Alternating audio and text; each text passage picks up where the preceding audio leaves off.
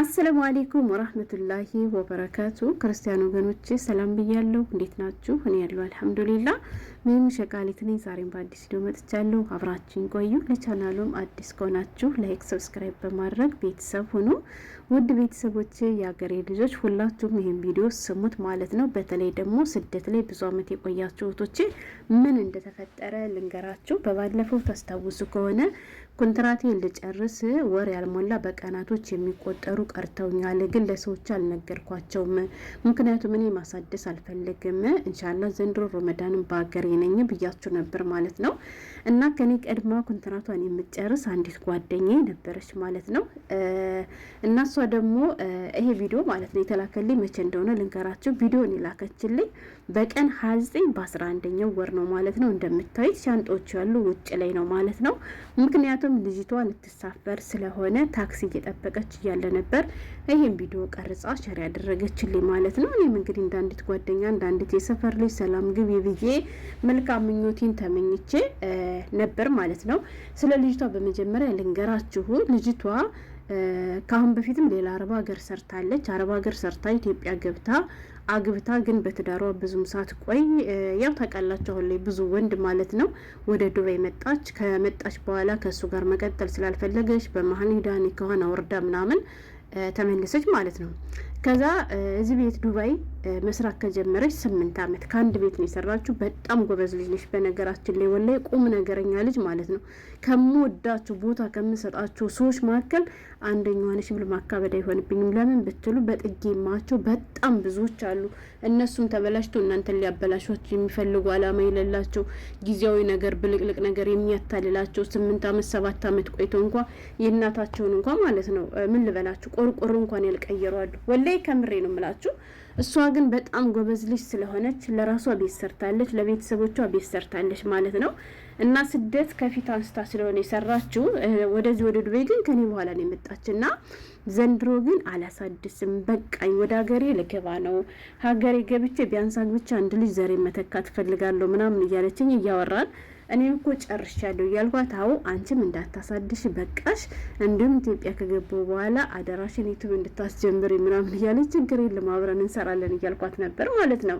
እና የእሷ ኮንትራት ከኔ ቀድሞ ነው ያለቀ። የእሷ ኮንትራት ያለቀው 11ኛው ወር ላይ ስለሆነ በቀን 29 በ11ኛው ወር ወደ ኢትዮጵያ ተሳፈረች ማለት ነው ሀገሬ ልጆች። እና እህቴ ከመሳፈሯ በፊት ብራልሽ ምናምን እያለ እንወራራ ነበር ማለት ነው። እና ስናወራ እንደው ድጋሚ ቢቸግረኝ እንኳን ስደት አልመጣም እንደው እንደ ሰው እንደው እንደ ህዝብ ከዛችሁ ከሀገሬ ተላፍቼ ኖራታለሁ እንጂ አለችኝ ማለት ነው። እና ስንት ብራልሽ ስንባባል ማለት ነው 500 ሺህ ብር አካውንቴ ላይ ያለኝ ምናምን ነገር አለችኝ ማለት ነው። ቤት ሰርታለች ብያቸዋለሁ። ቤቷ ግን የሚሆነው የመኖሪያ ቤት ነው እንጂ ለስራ የሚሆን አይደለም ማለት ነው። የቤተሰቦቿን ቤትም ሰርታለች። ብቻ በጣም ጎበዝ ልጅ ነች ወላሂ። ከዛ 500 ሺህ ብር ነው ይበቃሻል እንዴ ምናምን እየተባባለ ነበር ማለት ነው። እሷም በጣም ይበቃኛል እኔ እጅ ማግባት ነው የምፈልገው ብር ስልናቴ ደከመኝ እግሬንም እያመመኝ ነው ምናምን ከጥቅሞች ከሆንኩ በኋላ ከሚሄዱ አሁን በሄድ ይሻለኛል ምናምን ስትለው በቃሽ በቃ ሂጂን ይመጣለሁ ምናምን አልኳት ማለት ነው። እንዴው ሁለተኛ ስደት እያለች ነበር። በጣም ጎበዝ ሰራተኛ ስለሆነች ሰዎቿ ምን ብለዋት ነበር መሰላችሁ? ይታደስልሽና ሂጂ፣ ከዛ መመለስ በምትፈልጊ ሰዓት ተመለሽ፣ ብቻ ከ6 ወር እንዳታሳለፊ፣ ከ6 ወር ካሳለፍሽው ቪዛው እንትን ከጥቅም ውጭ ይሆናል ምናምን አይቀበሉሽም፣ ህጉ አይፈቅድም ምናምን ብለዋት ነበር። እና ይታደስልሽና እንደዚህ አድርገሽ ስትባል ኧረ በጭራሽ እኔ ካንሱሊን ድጋሚም አልመለስም ትላለች ማለት ነው። ከዛ እሺ በቃ ብለው ልክ እንዳንቺ አድርገሽ አስለምጅልን ይሉና ሰራተኛ አምጥተው ኢትዮጵያዊት እነሱም ሰራተኛውን አስለምዳላቸው ምናምን ነገር ልክ የእሷ ጠሪቅ ስለሚመቻቸው ሁሉንም ነገር በእሷ መንገድ አሳየቻት፣ ሰራተኞቹን አስለመደቻት።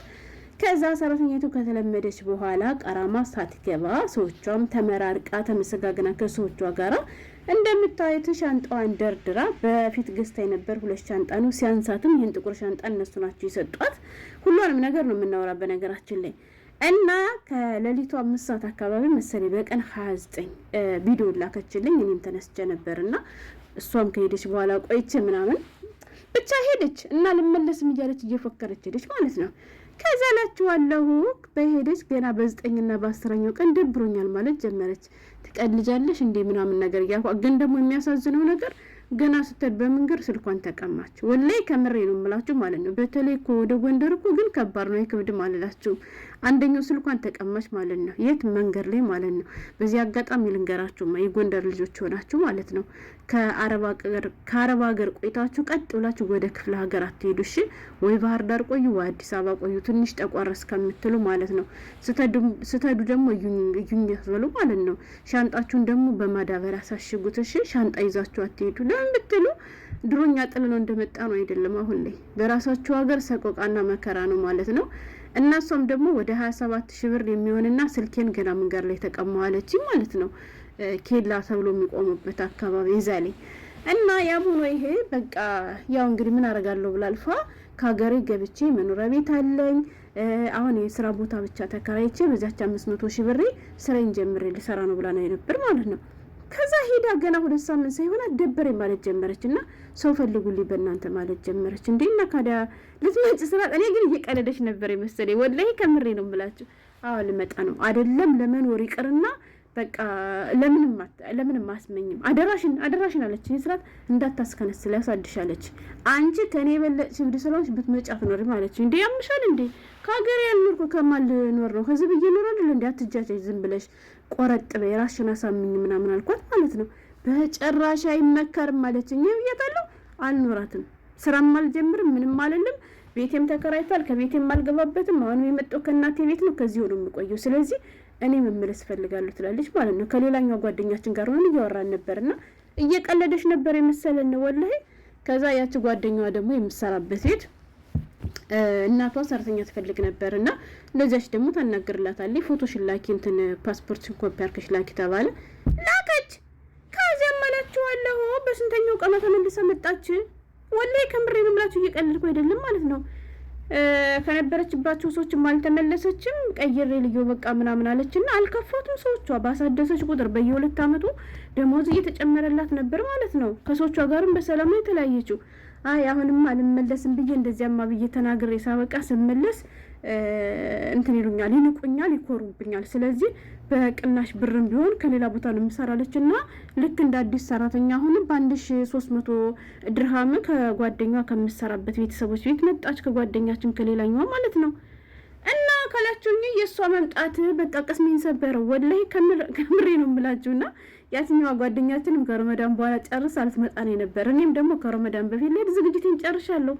አሁን በጭራሽ እንዳታስቡት እንዳትመጡ። ለስራ እንኳን ብትሉ እንደፈለጋችሁ ወጣችሁ መግባት የለም። ከባህር ዳር እኛ ሀገር ለመግባት በ3 ቀናችሁ በ2 ቀናችሁ ነው የምትገቡ። እንደ ድሮ እንዳይመስላችሁ ብራችሁን ያላግባብ የምትጨርሱት። እዚህ ብዙ ነገር ለምዳችሁ በጭንቀት ነው የምትፈነዱ። የሀገሩ ሰላም ራሱ ያስጠላል። የጥይቱ ርምታ ነው ያለ። እንኳን ለኑሮ ለምንም አይሆንም። እንደው ብችል ቤተሰቦችን ራሱ ፍስ አድርጌ በወሰድኳቸው ብላ ቁጭ አረገችኝ። መጣው ስትለኝ ሁሉ እያመንኳት አልነበረም። ወላሂ ይኸው ገብቻለሁ ብላ ቪዲዮ ስልክልኝ ሁሉ አላመንኩም ነበር። ከዛ ማታ በቪዲዮ ኮል ደውላ ስታወራኝ አመንኩ። በቃና ስለ ሀገሩ ስነግረኝ ምናምን ወላሂ በጣም ነው የሚያሳዝነው። ህዝባችን ስንት ጉድ ችሎ እንደኖረ ማለት ነው።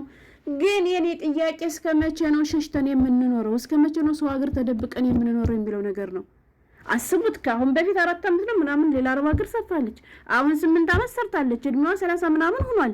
ይቺ ልጅ መቼ ነው ከአሁን በኋላ ግብታ የምትወልደው? ንገሩኝ እስኪ። መቼ ነው ትዳር የምትይዘው? መቼ ነው ባጉራ የምትኖረው?